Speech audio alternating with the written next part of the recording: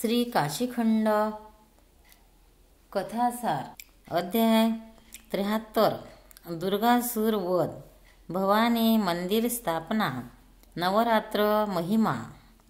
षडानन म्हणाला, भवानी देवीने काल रात्रीला दूती म्हणून दुर्गासुराकडे पाठविले। तेथे दैत्यगुरु शुक्राचार्य सुद्धा उपस्थित होते।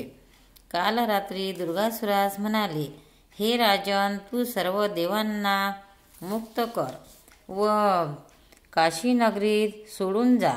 तू जर भवानी देवी शरण गेला नाहीस तर मी तुला वध करेल। तुम्ही इतर देवांना पराभूत केले तरी त्रिनेत्रधारी शिव व काशीक्षेत्र अविनाशी आहे। काशीक्षेत्र उमानाथाचे निवासस्थान आहे, त्यामुळे ते तुम्ही जिंकू शकणार नाही। तुम्हाला सावध करण्यासाठीच मी येथे आले आहे।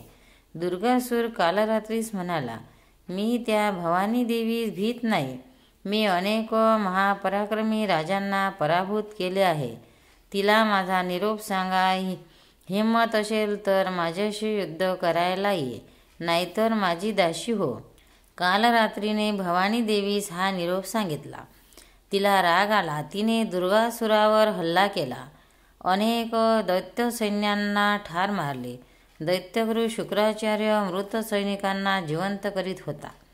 हे पाहून भवानी देवीने शुक्राचार्याची स्मृती भ्रष्ट केली, त्यामुळे त्यांना संजीवन मंत्र आठवेना।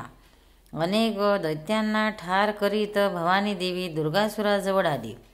दोघांच्यात खूप युद्ध सुरू झाले। दुर्गासूर प्राणपणास लावून युद्ध करीत होता, पण भवानी देवी पुढे त्याचे सामर्थ्य कमी पडले।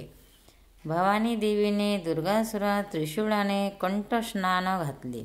अशा प्रकारे दुर्गासुराचा शेवट झाला।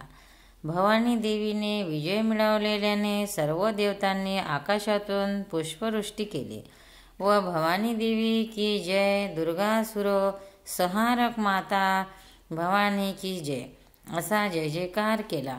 भवानी मातेने बंदिवान राजांना मुक्त केले।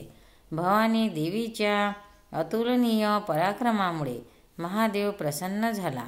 तो भवानी देवीस म्हणाला, दुर्गासुराचा संहार करून तू सर्वांचे रक्षण केले। तू धन्य आहेस, वर माग।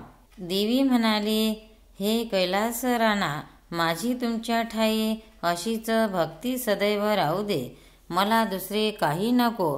चंद्रशेखर म्हणाला, तू याच्यापुढे दुर्गा आणि अन्नपूर्णा या नावाने पूजनीय होशील।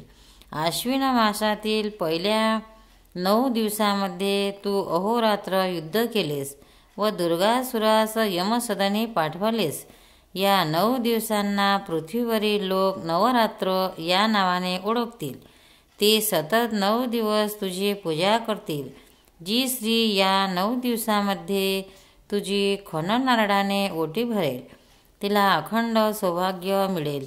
जे भक्त 8 दिवस अहोरात्र उपवास करून नवमीला यज्ञ करून अन्नदान करतील, त्यांच्या सर्व मनोकामना पूर्ण होतील। सर्व पंचमहाभूतांवर तुझा अधिकार चालेल। मंत्र, यंत्रे, तंत्रे याची तुझ्या कृपेनेच सिद्धी होईल। भवानी देवीने हा वर स्वीकारला।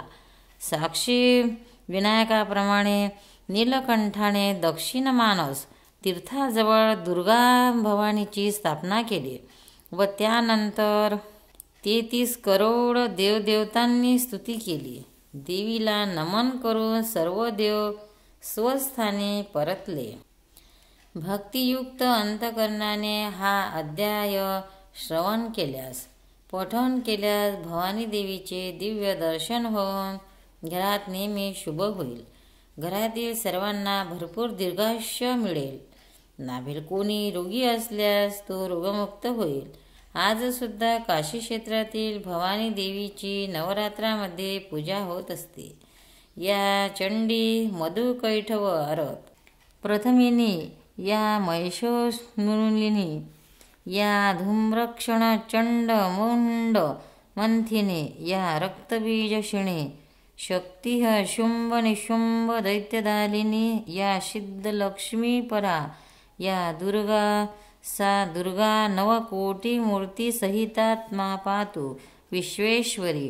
नमस्ते देवी देवेशी नमस्ते ईश्वरप्रदे। नमस्ते देवी देवेशी नमस्ते शंकरा।